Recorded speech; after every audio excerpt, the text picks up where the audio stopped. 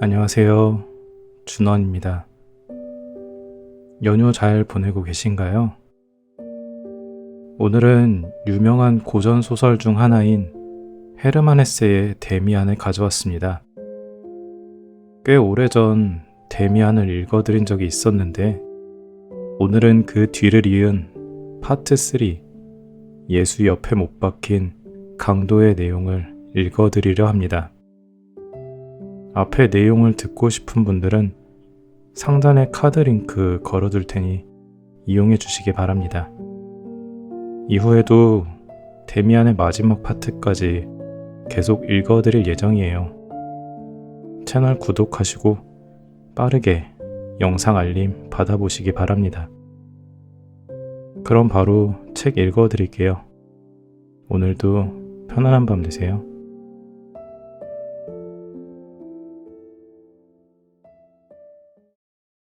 예수 옆에 못 박힌 강도.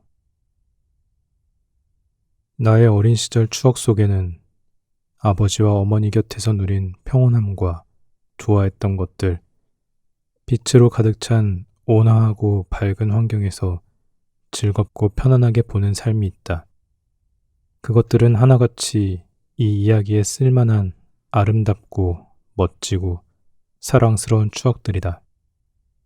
그러나 내 관심을 사로잡는 것은 오직 내가 진정한 자아에 이르기 위해 디뎠던 삶의 발걸음들 뿐이다.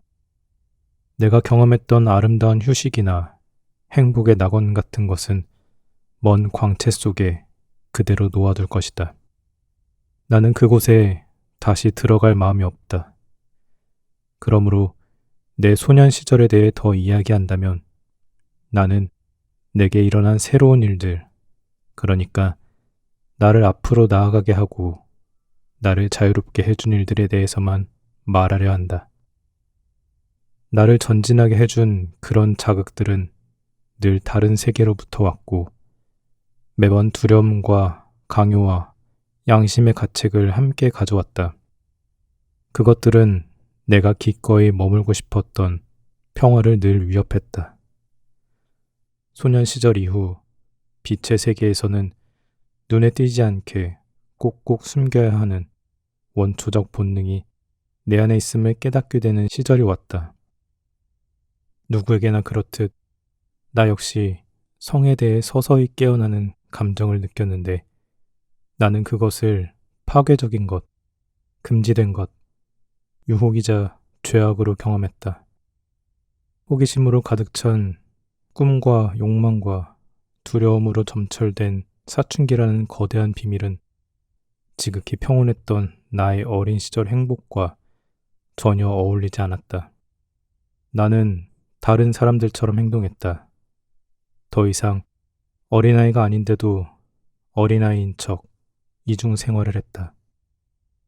내 의식은 이제껏 친숙했고 금지되지 않은 틀 속에서만 살았고 내 안에서 새로운 여명처럼 모습을 드러내는 세계를 거부했다. 그러나 그와 동시에 나는 꿈, 충동, 지하세계의 소망들 속에서도 살았다. 내 안의 유년 세계가 무너지면서 내 의식은 이런 소망들 위에 점점 더 위태롭고 두려움에 찬 다리를 놓았다. 대부분의 부모들이 그렇듯 우리 부모님도 내 안에 깨어나고 있는 삶의 충동들을 인정하지 않으셨고 그것에 대해 이야기하지도 않으셨다. 부모님들은 그저 현실을 부정한 채 점점 더 비현실적이어서 아예 거짓이 되어가는 내 유년 세계에 안주하려는 나의 무의미한 노력들만 줄기차게 정성껏 도와주셨을 뿐이다. 나는 부모가 이런 문제에 대해 달리 무엇을 할 수 있을지 잘 모르겠고 내 부모님을 특별히 탓하는 것도 아니다. 문제를 해결하고 내 길을 찾는 것은 스스로 해야 하는 일이었다. 나는 대부분의 부유한 집 자식들이 그렇듯 그것을 제대로 해내지 못했다. 누구나 이런 힘든 시기를 겪기 마련이다. 보통 사람들에게 이것은 자신의 삶이 요구하는 바와 주변 세계가 가장 심하게 갈등하는 지점이자 앞을 향해 나아가기 위해 가장 힘겹게 쟁취해야 하는 지점이다. 어린 시절이 우리의 내면에서 서서히 없어지고 붕괴하는 과정에서 많은 이들은 인간의 운명인 죽음과 새로운 탄생을 체험한다. 우리가 사랑하는 모든 것이 떠나고 돌연 우주의 고독과 치명적인 냉기에 둘러싸인 것을 느끼게 된다. 그리고 많은 사람이 결코 돌이킬 수 없는 과거와 잃어버린 낙원의 꿈에 필사적으로 매달린 채 평생 그곳에 머물게 된다. 이것은 모든 꿈 중에 가장 고약하고 치명적인 꿈이다. 우리 이야기로 돌아가자. 나에게 어린 시절의 종말을 알려준 감정들과 꿈의 형상들은 여기서 언급할 만큼 중요하지 않다. 중요한 것은 어두운 세계, 다른 세계가 또다시 등장했다는 사실이다. 이제는 나 자신 안에 한때 프란츠 크로머였던 것이 숨어 있었다. 그와 동시에 외부에서도 다른 세계가 나를 점점 더 지배하기 시작했다. 크로모와의 사건 이후 여러 해가 흘렀다. 나는 내 인생의 극적이고 죄책감으로 가득 찼던 시절은 모두 지나갔다고 느꼈고 그 시절은 마치 짧은 악몽처럼 흔적도 남기지 않고 사라진 것 같았다. 프란츠 크로머는 내 인생에서 아무 의미가 없었고 그와 우연히 마주쳐도 별로 신경 쓰지 않았다. 그러나 내 비극의 또 다른 중요한 인물이었던 막스 데미안은 내 삶에서 완전히 사라지지 않았다. 하지만 그는 오랫동안 내 삶의 변두리에 머물면서도 아무런 영향을 미치지 않았다. 그러다가 다시 천천히 다가와 힘과 영향력을 발산했다. 그 당시 막스 데미안에 대해 기억나는 것을 떠올려 보려고 한다. 어쩌면 1년도 넘게 그와 단 한 번도 이야기를 나누지 않았던 것 같다. 나는 그를 피했고 그 역시 나에게 억지로 다가오지 않았다. 우연히 마주치면 그는 나를 향해 끄덕 인사를 했을 뿐이다. 가끔은 그의 친절함 속에 조롱이나 비꼬는 듯한 느낌이 어려 있는 것 같다고 느꼈지만 그건 그냥 내 상상이었을지도 모른다. 내가 그와 함께 겪었던 일과 그가 당시 내게 행했던 그 기이한 영향력에 대해 우리 둘 다 완전히 잊은 것만 같았다. 그의 모습을 떠올리면 그는 늘 내 주변에 있었고 나는 그 사실을 알고 있었다. 지금 내 눈에는 그가 혼자서 혹은 다른 학생들과 함께 학교에 가는 모습이 보인다. 또 그가 자신만의 대기에 둘러싸여 자신만의 법칙에 따라 살면서 낯설고 고독하고 조용히 마치 별처럼 다른 아이들 사이를 걷는 모습이 보인다. 아무도 그를 좋아하지 않았고 아무도 그와 친하게 지내지 않았다. 그는 오직 자신의 어머니하고만 가까웠는데 어머니하고도 아이로서 대하는 것이 아니라 어른처럼 행동하는 것 같았다. 선생님들은 그를 가능하면 가만히 내버려 두었다. 그는 모범적인 학생이었지만 그 누구의 마음에도 들려고 하지 않았다. 가끔 그는 선생님들에게 어떤 비꼬는 말이나 말대꾸 따위를 했고 우리는 그것이 몹시 무례하고 도전적이고 신랄했다는 소문을 듣곤 했다. 눈을 감고 생각해보면 또 다른 그의 모습이 떠오른다. 그곳이 어디였더라? 그래, 다시 생각난다. 우리 집 앞 골목길이었다. 어느 날 나는 손에 수첩을 들고 그림을 그리고 있는 그의 모습을 봤다. 그는 우리 집 현관문 위에 달려있던 새가 새겨진 모양을 그리고 있었다. 나는 창가의 커튼 뒤에 숨어서 그를 바라보았다. 그의 세심하고 차갑고도 밝은 얼굴이 문양을 바라보는 모습을 깊은 경외감을 품은 채 바라보았다.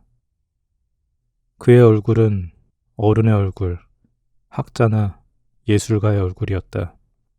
거만하고 의지가 가득하고 이상할 정도로 밝고 차갑고 무언가를 알고 있는 눈빛이었다.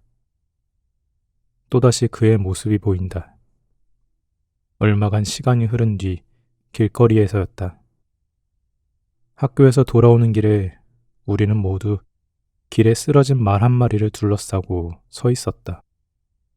말은 여전히 농부의 수레와 연결된 끌채에 묶인 채 헐떡거리고 큰 콧구멍을 벌름거렸다. 눈에 보이지 않는 상처에서는 피가 흐르고 있었다. 그래서 말이 누워있던 도로에 쌓인 흰 먼지가 흘러나온 피로 서서히 검게 물들었다. 나는 메스꺼움을 느끼며 눈길을 돌렸는데 그곳에서 데미안의 얼굴이 보였다. 그는 앞으로 밀치고 나오지 않고 늘 그렇듯 편안하고 느긋하게 뒤에 서 있었다. 그의 시선은 말의 머리 쪽을 향한 것처럼 보였고 깊고 고요하면서 거의 광적인 그러나 냉정한 주의력을 보였다.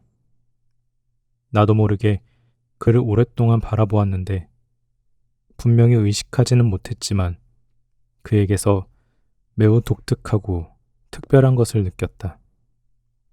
나는 데미안의 얼굴을 보았는데 그것은 소년의 얼굴이 아니라 어른의 얼굴이었다. 아니, 어쩌면 그것은 단순히 어른의 얼굴이 아니라고 느껴지는 것이 아닐 뿐만 아니라 뭔가 다른 것임을 보았거나 느꼈다. 그의 얼굴에는 여자 얼굴의 요소가 담겨 있는 것 같기도 했다. 사실 그 당시 나는 그의 얼굴이 남자나 어린이의 얼굴도 아니라고 느꼈다. 데미안은 늙거나 젊지도 않고 1000살쯤 되었으며 시간을 초월한 채 우리가 사는 시간의 흐름과는 다른 단위 속에 사는 것처럼 느껴졌다. 동물들이나 나무들 혹은 별들이 그렇게 보일 수 있을 것이다. 당시 나는 그걸 몰랐고 어른이 된 지금도 그것을 정확히 느낄 수 있었던 것은 아니지만 그와 비슷한 것을 느꼈다. 어쩌면 그가 잘생겨서일 수도 있고 어쩌면 내가 그에게 끌려서일 수도 있으며 그것에 거부감을 느껴서일 수도 있다. 그것도 확실하게 판단할 수가 없었다. 다만 그가 우리와 다르다는 것은 명백했다. 마치 짐승 같기도 하고 유령 같기도 하며 그림 같기도 했다. 무엇에 비유해야 할지는 명확히 몰랐지만 그는 우리와는 상상할 수 없을 정도로 달랐다. 내 기억에는 그 이상 남은 것이 없다. 어쩌면 이 장면도 훗날 만든 인상에서 만들어낸 것일지도 모른다. 내가 나이를 몇 살 더 먹고 나서야 드디어 다시 데미안과 가까워졌다. 데미안은 당시 관습에 따라 동급생들과 교회에서 견진성사를 받아야 했지만 이를 어겼고 그 때문에 온갖 소문이 나돌았다. 학교에서는 다시금 데미안이 유대인이라거나 이교도라는 등의 말이 떠돌았다. 그가 그의 어머니와 마찬가지로 종교가 없는 무신론자이거나 사악한 종파에 속한다고 확신하는 학생들도 있었다. 그가 어머니와 연인 관계라고 의심하는 이야기도 들었던 것 같다. 어쨌든 그는 그때까지 종교와는 무관하게 자라왔던 것 같았고 이것이 그의 장래에 문제를 일으킬 수도 있다고 생각한 그의 어머니가 결국 다른 아이들보다 2년 늦게 아들에게 견진성사를 받게 하기로 결정했다. 그래서 그는 몇 달 동안 나와 함께 견진성사 수업을 받게 되었다. 나는 한동안 그를 완전히 멀리했다. 나는 그와 엮이고 싶지 않았다. 그는 온갖 소문과 비밀에 쌓여 있었다. 그러나 사실은 그보다 나를 괴롭히는 것은 크로모 사건 이후 그에게 빚진 것이 있다는 의무감이었다. 그리고 나는 당시 내 비밀을 감당하는 것조차 힘겨웠다. 견진성사 수업이 내게는 성에 대해 눈을 뜨던 시기와 맞물렸기 때문이다. 아무리 노력해 보아도 경건한 가르침에 대한 관심은 이로 인해 급격히 떨어졌다. 목사님이 말씀하시는 것들은 나와는 아주 멀리 떨어진 고요하고 성스러운 비현실 속의 일이었다. 무척 아름답고 가치가 있는 일이었겠지만 전혀 흥미롭거나 흥분되는 일은 아니었다. 반면 성적 호기심은 몹시 현실적이었고 자극적인 일이었다. 이러한 상황 속에서 나는 점점 수업에 무심해졌고 그로 인해 내 관심은 더욱더 같은 수업을 듣는 막스 데미안으로 향했다. 우리 사이에는 일종의 연결고리가 있는 것만 같았다. 나는 그 연결고리를 가능한 한 정확하게 따라가야 했다. 내가 기억하기로 그것은 교실에 불이 켜져 있던 이른 아침 시간부터 시작되었다. 목사님이 카인과 아벨 이야기를 하셨지만 나는 거의 집중하지 않았고 졸린 나머지 듣는 둥 마는 둥 했다. 그때 목사님이 목소리를 높여 카인의 표식에 대한 이야기를 꺼냈다. 그 순간 나는 뭔가가 나를 건드리는 것 같은 혹은 경고하는 것 같은 느낌을 받았다. 고개를 들어보니 앞줄에서 데미안의 얼굴이 나를 바라보고 있었다. 그의 밝고 진지한 눈빛에는 조롱과 진지함이 섞여 있었다. 그는 나를 잠시 바라보았고 나는 갑자기 긴장한 나머지 목사님의 말에 귀를 기울였다. 목사님이 카인과 그의 표식에 대해 하는 말을 들으면서 목사님의 가르침이 반드시 맞는 것은 아니라는 것을 마음속 깊은 곳에서 느꼈다. 그것을 다르게 볼 수도 있고 비판할 수도 있다는 깨달음이었다. 그 순간 나와 데미안 사이의 연결고리가 다시 존재하게 되었다.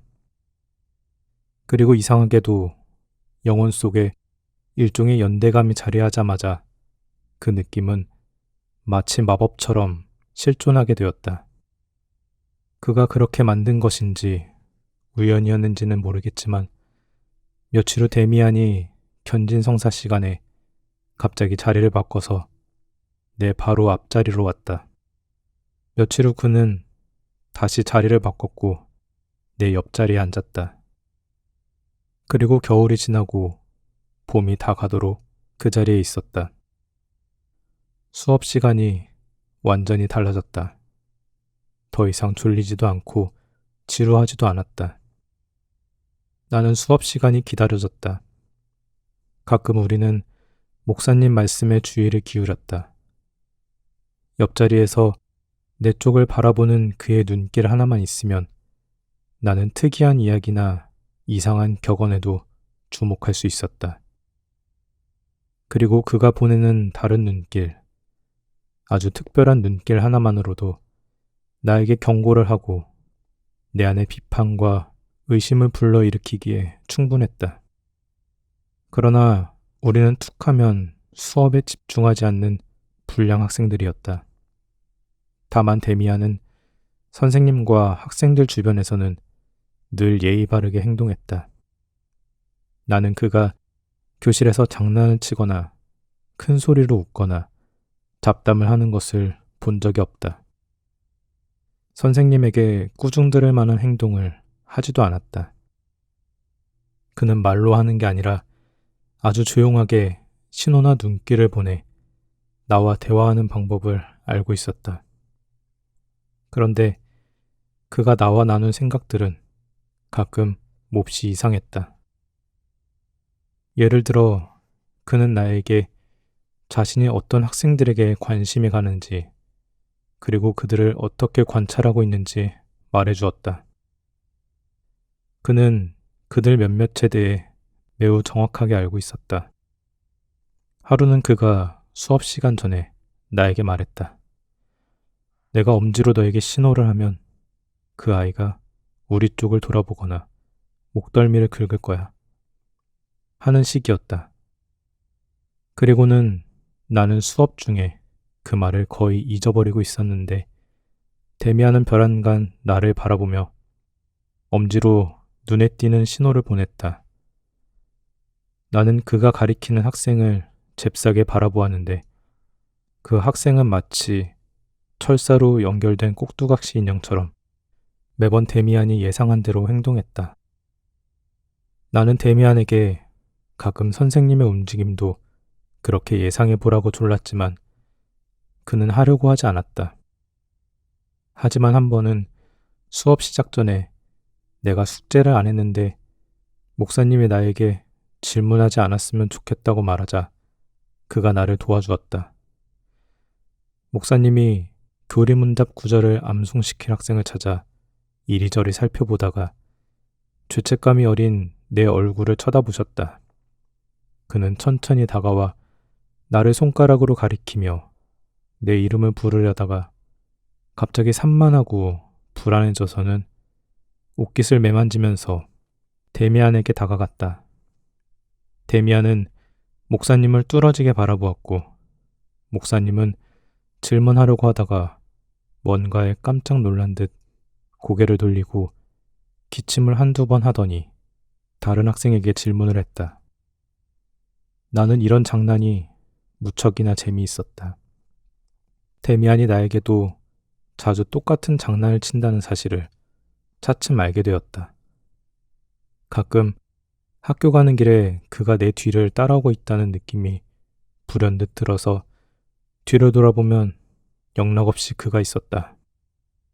정말로 다른 사람이 네가 원하는 대로 생각하게 만들 수 있는 거야? 나는 그에게 물었다. 그는 특유의 어른스러운 태도로 침착하고 차분하게 대답했다. 아냐. 그는 말했다. 그건 불가능한 일이야. 왜냐하면 우리에게는 자유의지가 없기 때문이야. 목사님은 우리가 자유의지가 있다고 말씀하시지만 사실은 그렇지 않아. 사람은 자기가 원하는 걸 생각할 수 없어. 내가 원하는 걸 남에게 생각하게 할 수도 없고, 하지만 누군가를 자세하게 관찰해서 그가 무슨 생각을 하고 어떻게 느끼는지는 꽤 정확하게 맞출 수 있어. 그러면 어떻게 행동할지 대부분 예측할 수가 있게 되지. 물론 연습이 필요해. 예를 들면 나비목에는 암컷이 수컷보다 개체수가 훨씬 적은 나비들이 있어. 그 나비들은 다른 동물과 똑같이 번식해 수컷이 암컷을 수정시키고 암컷이 알을 낳지. 생물학과 과학자들이 여러 번 실험을 해봤는데 만약 너에게 이 나비가 한 마리 있다면 밤새도록 수컷들이 그 암컷을 향해서 날아올 거야. 심지어 몇 시간이나 떨어진 곳에서도 말이야. 한번 생각해봐. 몇 시간이나 떨어진 곳에서라니. 수킬로미터나 떨어져 있어도 그 지역에 단 한 마리밖에 없는 암컷 나비의 존재를 감지한다는 거야. 사람들이 이 현상을 설명하려고 했지만 그럴 수가 없었어. 이 나비들에겐 특별한 후각기관이나 그런 게 있는 게 틀림없어. 훌륭한 사냥개들이 눈에 보이지 않는 흔적을 쫓아서 추적할 수 있는 것처럼 말이야. 이해가 되니? 이렇듯 자연은 아무도 설명할 수 없는 일들로 가득해. 자, 그런데 만약 암컷이 수컷만큼 많다면 이 나비들은 그런 섬세한 후각을 갖지 못했을 거야. 그 나비가 그런 후각을 갖게 된 이유는 그들이 그런 상황에 적응하려 훈련이 되었기 때문이야. 동물이건 사람이건 어떤 것에 모든 주의와 의지를 집중하면 그걸 얻을 수 있게 돼. 그게 전부야. 네가 방금 물어본 거랑 같은 거야.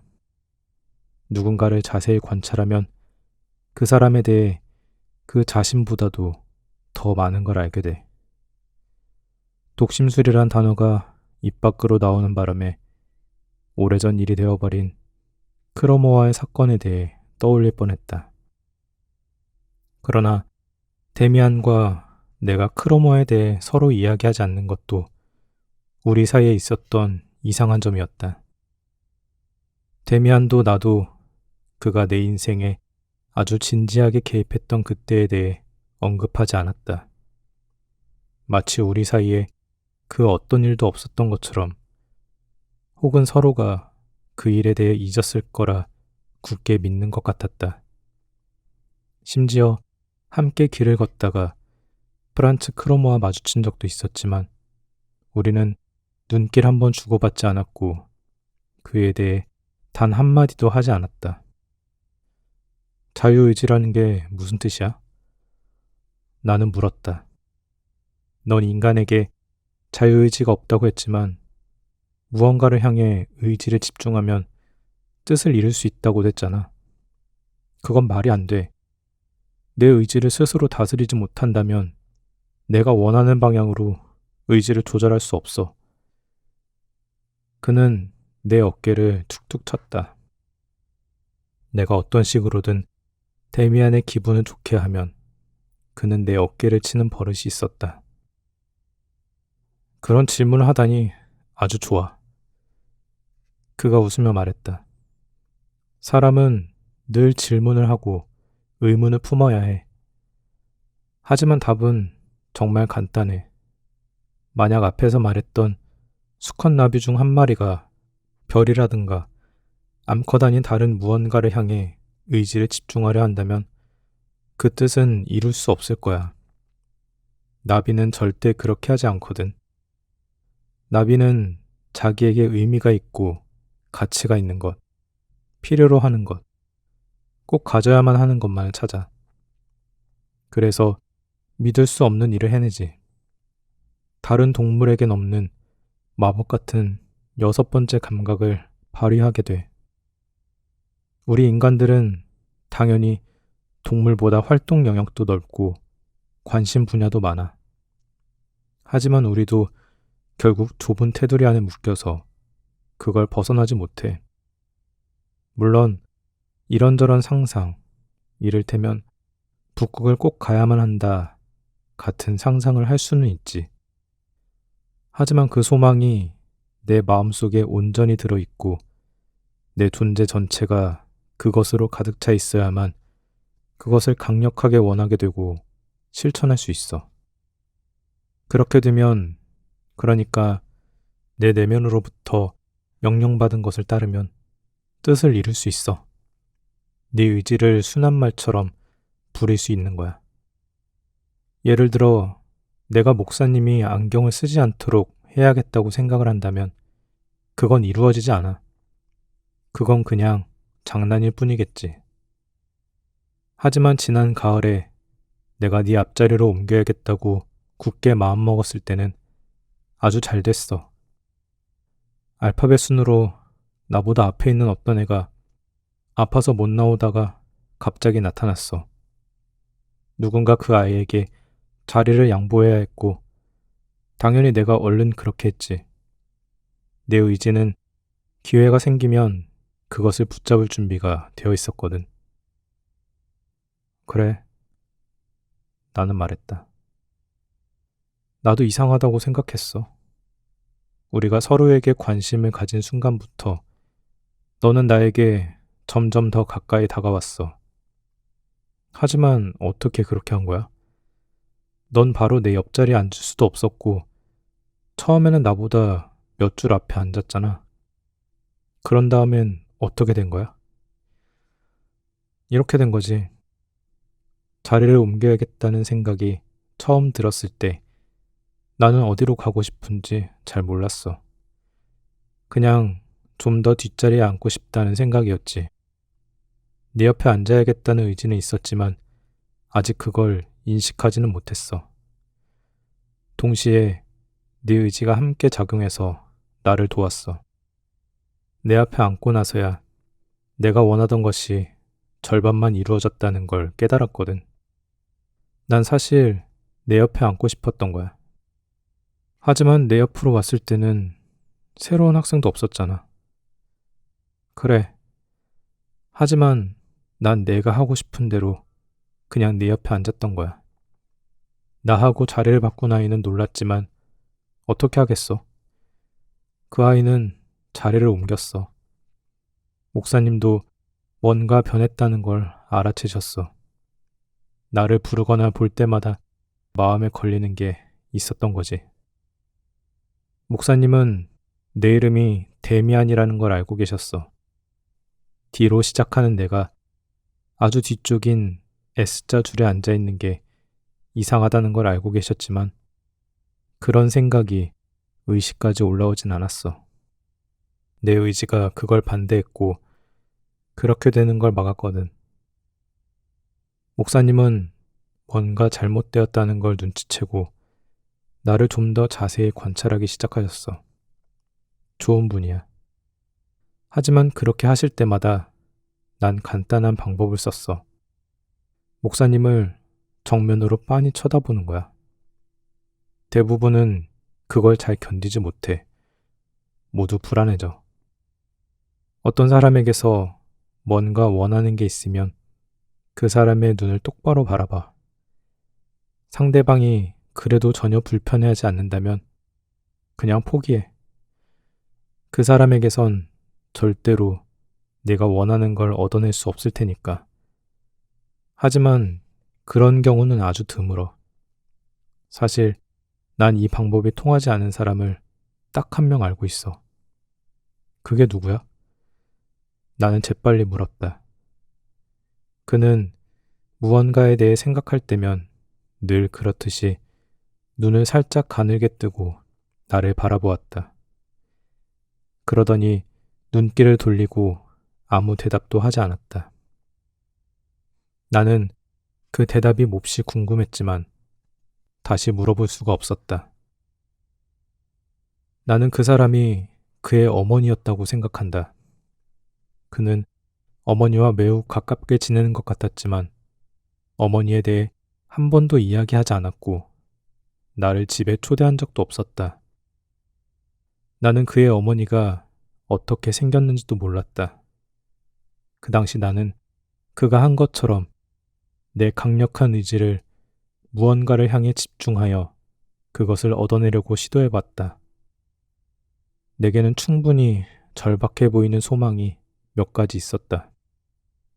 하지만 아무 일도 일어나지 않았다. 그리고 그것에 대해 데미안에게 물어볼 수도 없었다. 내가 무엇을 원했는지 그에게 털어놓을 수 없었다. 그리고 그 역시 나에게 묻지 않았다. 그러는 사이 내 신앙심에는 많은 균열이 생겼다.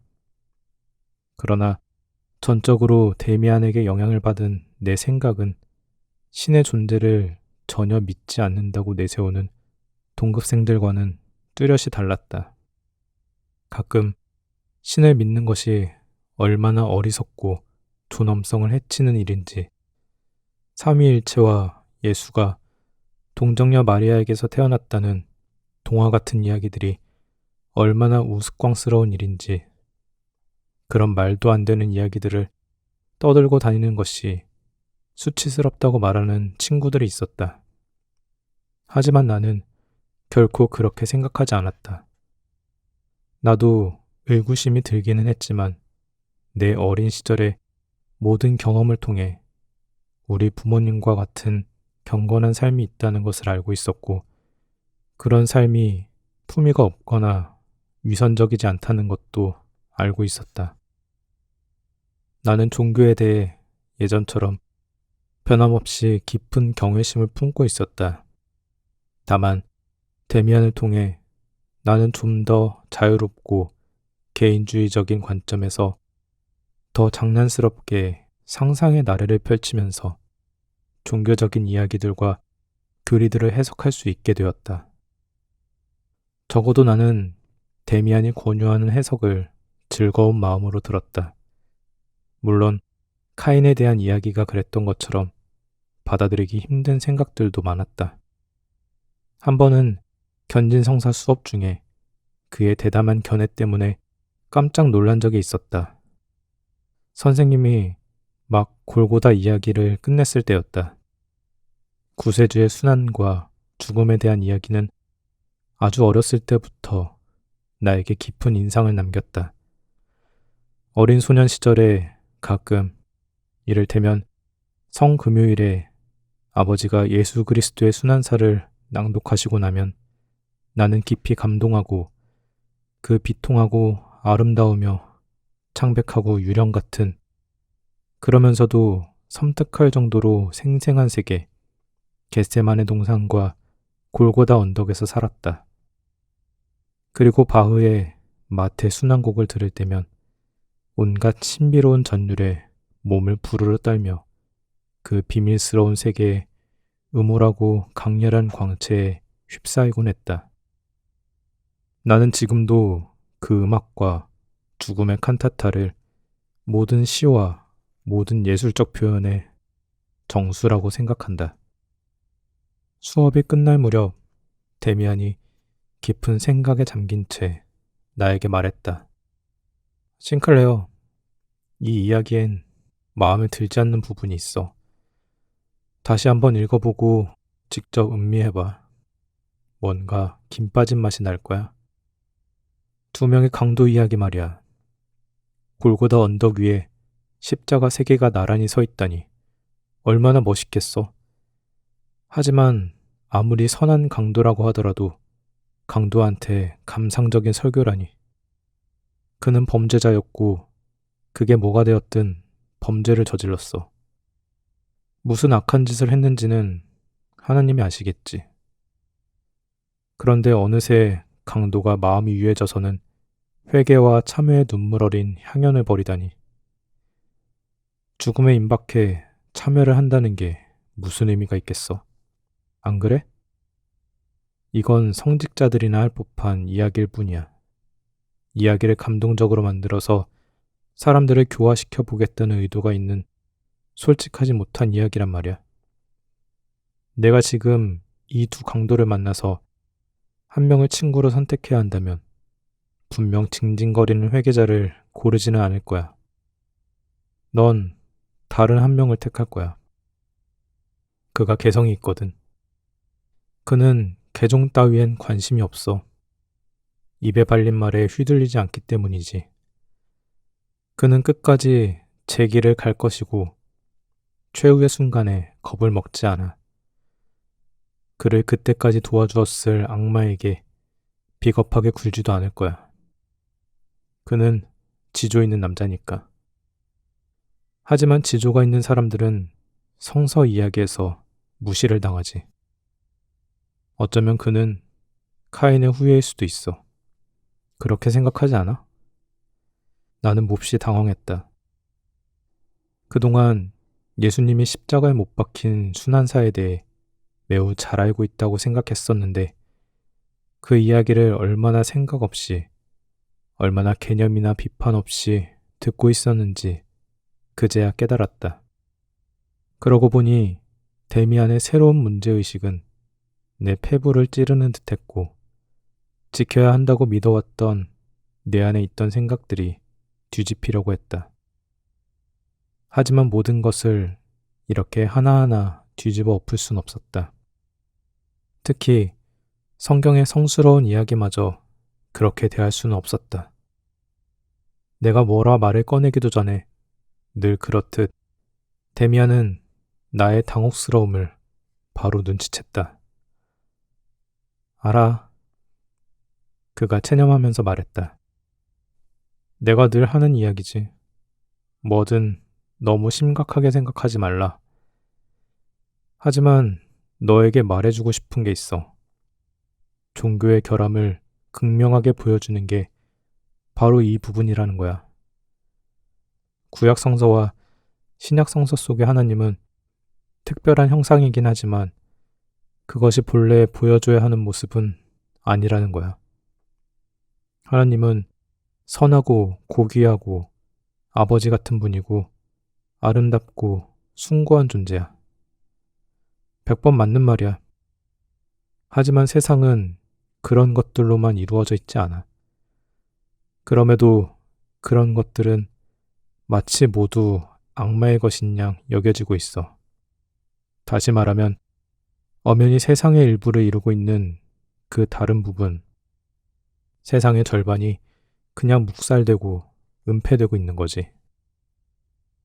하나님을 모든 생명의 아버지라고 찬양하지만 생명의 토대를 이루는 성적인 것은 아예 묵살되고 악마의 일이나 죄악이라고 선포하고 있어. 난 이 여호와 하나님을 찬양하는 것을 반대하지 않아. 전혀 그렇지 않지.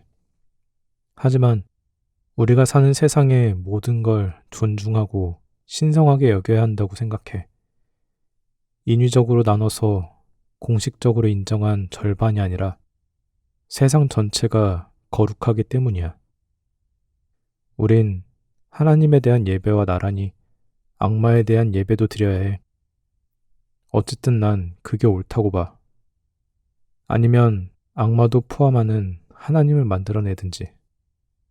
그러면 그런 하나님 앞에서는 세상에 가장 자연스러운 일들이 일어날 때 그것을 죄악시하거나 애써 외면하지 않아도 될 거야. 데미안은 평소와는 달리 몹시 격앙되어 있었다. 하지만 말을 마치고 곧바로 미소를 짓더니 더 이상 나를 다그치지 않았다. 그러나 그런 말들은 내가 소년 시절 내내 품고 있었던 수수께끼를 정확히 건드렸다. 한시도 뇌리를 떠나지 않았지만 누구에게도 결코 말하지 않았던 수수께끼 말이다. 데미안이 하나님과 악마, 공식적으로 인정된 신적 세계와 묵살된 악마적 세계에 대해 한 말은 정확하게 내 생각과 일치했다. 두 세계 혹은 두 절반, 밝은 세계와 어두운 세계에 대한 생각 말이다. 내 문제가 모든 인간의 문제이고 모든 삶과 사유의 문제라는 깨달음이 거룩한 그림자처럼 나를 스쳤다. 나는 내 개인적인 삶과 의견이 거대한 사상 속에 영원한 흐름의 일부라는 것을 불현듯 느끼고 깨달으면서 두려움과 경외감에 휩싸였다. 이 깨달음은 나에게 일종의 만족감을 선사해 주었지만 즐거운 것은 아니었다. 그것은 이제 어린아이로 머물러서는 안 된다는 깨달음과 홀로 서야 한다는 책임감의 여운이 담겨 있었기에 왠지 모를 쓰린 뒷맛을 남겼다. 나는 난생 처음 데미안에게 마음속 깊이 간직해온 비밀을 털어놓았다. 아주 어린 시절부터 품고 있었던 두 세계에 대한 나의 생각이었다. 그러자 그는 나의 가장 내밀한 감정이 자신의 말에 동의하고 그가 옳음을 인정하고 있다는 사실을 즉시 알아차렸다. 그러나 그는 그것을 악용할 만한 사람은 아니었다. 그는 늘 그렇듯 주의 깊게 내 말을 들어주었고 내가 눈길을 돌릴 때까지 내 눈을 들여다보았다.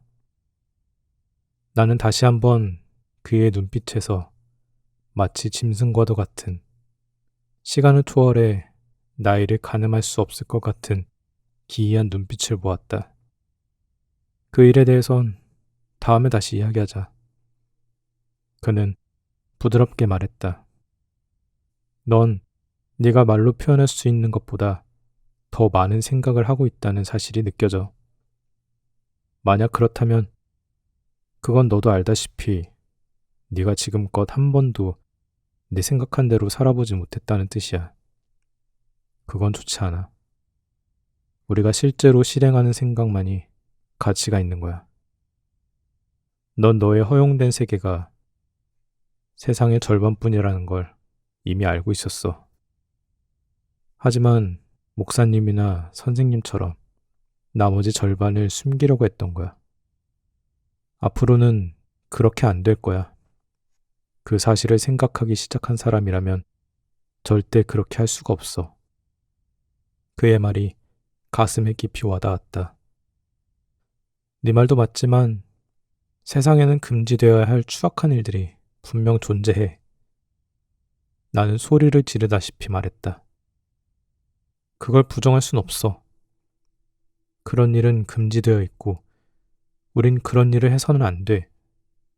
사람들이 살인하고 온갖 사악한 일을 한다는 것을 알잖아.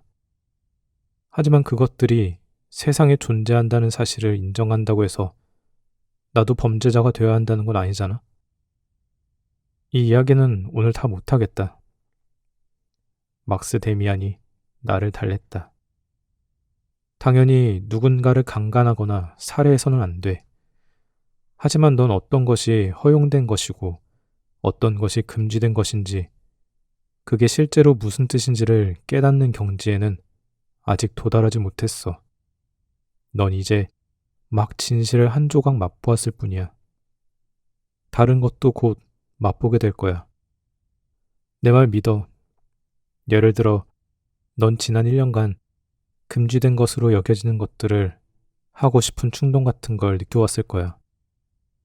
그런데 그리스 사람들과 다른 여러 민족은 반대로 이 충동을 신적인 것으로 생각하고 큰 축제를 열어서 숭배했어. 그러니까 그 어떤 것도 영원히 금지된 것은 없어. 그건 언제든 바뀔 수 있는 거야. 오늘날에도 어떤 남자든 목사님 앞에서 여자와 혼인서약을 하고 결혼을 하면 그 여자와 잠을 자도 돼. 하지만 어떤 민족들의 경우에는 오늘날에도 그렇지 않아. 그러니까 우리는 무엇이 허용된 것이고 무엇이 금지된 것인지 스스로 알아내야 해.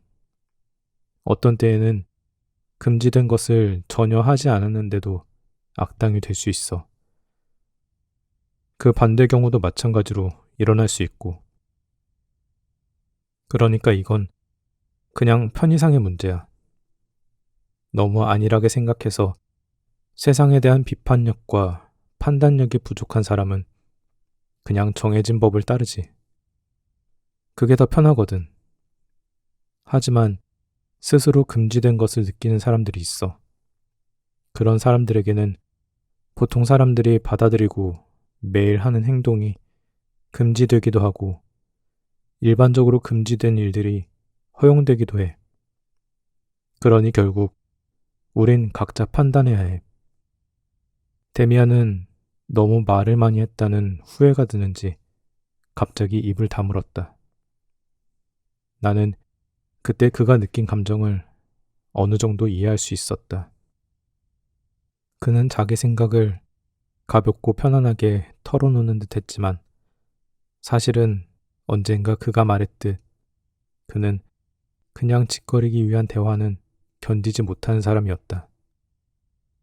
그는 내가 이 주제에 대해 진심으로 관심이 있다는 것을 느낄 수 있었지만 그와 동시에 내가 너무 가볍고 장난스럽고 완전한 진지함이 부족하다는 건 역시 느꼈던 것이다.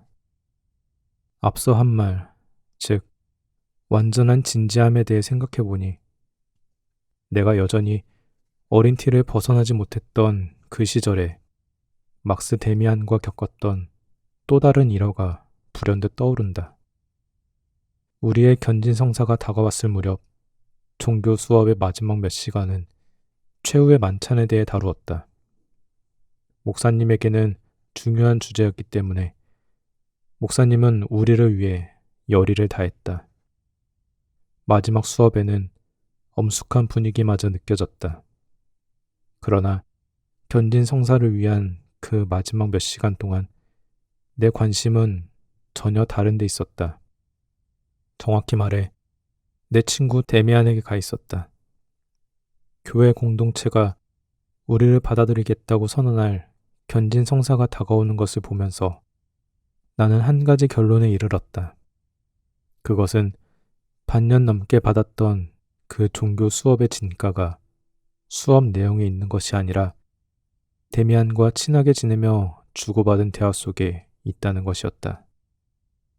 나는 이제 기성교회가 아니라 전혀 다른 사상과 개성의 교단에 입단할 준비가 되어 있었다. 지상 어딘가에 분명 그런 교단은 존재할 것이고 내 친구가 그곳의 대표 혹은 사절일 것이라고 느꼈다. 나는 이런 생각을 밀어내려고 애썼다. 그동안 겪었던 온갖 일에도 불구하고 견진 성사를 품위 있게 치르는 것은 내게 의미 있는 일이었기 때문이다. 그럼에도 불구하고 내 안에 들어온 새로운 생각들 때문에 그렇게 하는 것이 힘들었다.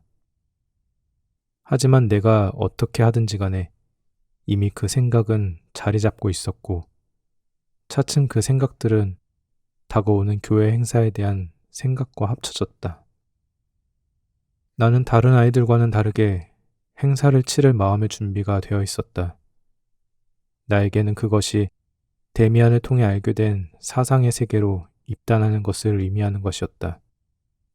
그 무렵에 나는 한 번 더 그와 활발한 논쟁을 벌였다. 종교 수업이 시작하기 직전이었다. 그날 데미안은 별말을 하지 않았고 건방지고 잘난 체하는 내 말이 마음에 들지 않는 것 같았다. 우린 말을 너무 많이 하고 있어. 그는 평소와 달리 진지하게 말했다. 그렇게 잘난 척하는 말은 아무 의미가 없어. 그런 말들은 그냥 자아로부터 멀어지게 될 뿐이야. 스스로에게서 멀어지는 건 죄악이야. 사람은 거북이처럼 완전히 자신 속으로 들어갈 수 있어야 해. 우리는 그 말을 하며 교실에 들어갔다. 수업이 시작되었고 나는 집중하려고 했다. 데미안은 나를 방해하지 않았다. 얼마 후 나는 그가 앉은 내 옆자리에서 어떤 이상한 기운을 느끼기 시작했다. 텅 빈 것 같기도 하고 차가운 것 같기도 했다. 마치 옆자리가 갑자기 빈 것 같은 느낌이었다. 그 느낌이 너무 강해졌을 때 나는 옆을 돌아보았다. 하지만 옆자리에는 내 친구 데미안이 여전히 평소처럼 반듯하게 똑바로 앉아 있었다. 그러나 그는 평소와는 완전히 달라 보였다. 전에 느껴본 적 없는 무언가가 그에게서 흘러나와 그를 감싸고 있었다. 나는 그가 눈을 감고 있다고 생각했지만 눈을 뜨고 있었다. 그러나 그의 눈은 아무것도 보고 있지 않았다. 그의 눈에는 초점이 없었고 멍하니 내면을 향했거나 아주 먼 곳을 응시하고 있었다. 그는 꼼짝도 하지 않고 앉아 있었다. 마치 숨을 쉬지 않는 것 같았고 입은 나무나 돌로 깎아놓은 것 같았다. 그의 얼굴은 마치 돌처럼 창백했고 그의 갈색 머리카락이 그중 가장 생기 있어 보였다. 두 손은 그의 앞에 있는 책상에 놓여 있었다. 돌이나 과일 같은 물건처럼 온기가 없고 움직임은 없었지만 축 늘어진 것이 아니라 강렬한 생명을 담고 있는 튼튼한 껍데기 같았다. 나는 그 모습을 보며 몸이 떨렸다. 데미안 죽었어. 나는 생각했다. 그리고 하마터면 큰 소리로 말할 뻔했다. 그러나 나는 데미안이 죽지 않았다는 걸 알고 있었다. 나는 그의 창백하고 돌 같은 얼굴을 마법에 사로잡힌 듯 바라보았다. 그리고 저게 데미안이다 라고 느꼈다. 나와 함께 걷고 이야기하던 그의 평소 모습은 데미안의 반쪽일 뿐이었다. 진짜 데미안은 바로 지금 이 모습이었다. 돌로 만들어진 듯한 태고를 간직한 짐승과 같은 돌처럼 아름다우며 차갑고 죽어있는 듯하면서도 생명으로 은밀히 가득 차 있는 그런 모습이었다. 그의 주변은 온통 고요한 공허와 창공 속의 별들, 그리고 고독한 죽음이 에워싸고 있었다. 나는 그가 지금 완전히 자기 안에 들어가 있다는 것을 느끼고 전율했다. 나는 그토록 고독했던 적이 없었다. 그는 나와 함께 있지 않았고 내가 이룰 수 없는 곳에 있었다. 마치 이 세상의 가장 외딴 섬보다도 더 먼 곳에 있는 것 같았다. 나 말고는 아무도 그 모습을 보지 못했다는 것이 믿기지 않았다. 틀림없이 모두가 그를 보고 그 모습에 전율하겠지. 그러나 아니었다. 아무도 그에게 주목하지 않았다. 그는 마치 조각상처럼 뻣뻣하게 굳은 자세로 앉아 있었다.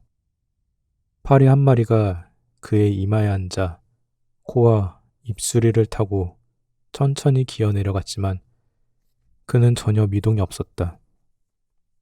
그는 지금 어디에 있을까? 무슨 생각을 하고 무엇을 느끼고 있을까? 천상에 있을까? 지옥에 있을까? 그에게 물어볼 방법은 없었다. 수업이 끝날 때쯤 그가 다시 살아나 숨을 쉬는 것을 봤을 때, 그의 눈이 나와 마주쳤을 때, 그는 원래 모습으로 돌아와 있었다. 그는 어디에서 돌아온 걸까? 어디에 갔던 걸까? 그는 피곤해 보였다. 얼굴에 다시 혈색이 돌고 두 손이 다시 움직였다. 그러나 그의 갈색 머리카락은 윤기를 잃고 지친 모습이었다. 그 후 며칠간 나는 침실에서 몇 번이나 새로운 연습을 했다. 의자에 똑바로 앉아서 시선을 고정하고 꼼짝도 하지 않은 채 얼마나 오래 견딜 수 있나, 무엇을 느낄 수 있나 알아보려고 했다. 그러나 피곤하고 눈꺼풀이 몹시 근질거린다고 느낀 게 전부였다. 견딘 성사가 곧 있었지만 그것은 특별히 기억에 남아있지 않다. 이제 모든 것이 달라졌다. 일상이 산산조각 났다. 부모님은 나를 당혹스러워하며 바라보셨다. 누이들은 완전히 낯선 존재가 되어버렸다. 정신이 깨어나면서 내가 전에 느꼈던 감정들과 기쁨들이 퇴색되고 낯설게 느껴졌다. 정원은 향기를 잃었고 숲은 더 이상 나를 유혹하지 않았다. 세상은 낡고 쓸모없으며 지루하고 매력없는 물건들을 떨이 판매하듯 내 주변에 펼쳐져 있었다. 책은 그냥 종이였고 음악은 그냥 소음일 뿐이었다. 가을 나무에서 잎이 떨어지는 것과 비슷했다. 나무는 그것을 느끼지 못한다.